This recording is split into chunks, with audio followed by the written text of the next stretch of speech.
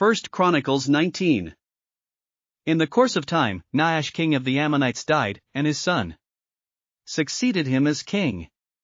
David thought, I will show kindness to Hanun son of Nahash, because his father showed kindness to me. So David sent a delegation to express his sympathy to Hanun concerning his father.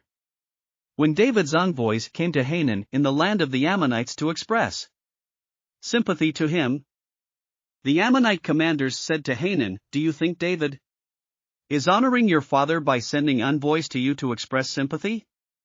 Haven't his envoys come to you only to explore and spy out the country and overthrow it? So Hanun seized David's envoys, shaved them, cut off their garments at the buttocks, and sent them away.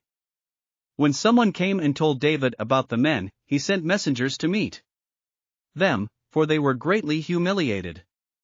The king said, Stay at Jericho till your beards have grown, and then come back.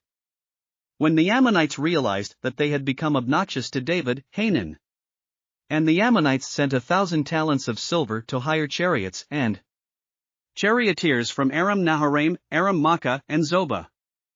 They hired 32,000 chariots and charioteers, as well as the king of Makkah with his troops, who came and camped near Medeba, while the Ammonites were mustered from their towns and moved out for battle. On hearing this, David sent Joab out with the entire army of fighting men. The Ammonites came out and drew up in battle formation at the entrance to their city, while the kings who had come were by themselves in the open country. Joab saw that there were battle lines in front of him and behind him, so he selected some of the best troops in Israel and deployed them against the Arameans. He put the rest of the men under the command of Abishai his brother, and they were deployed against the Ammonites.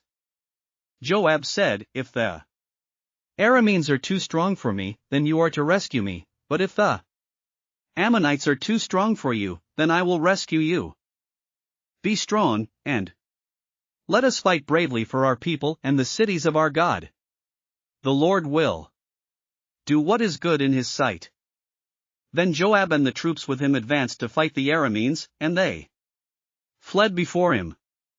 When the Ammonites realized that the Arameans were fleeing, they too fled before his brother Abishai and went inside the city.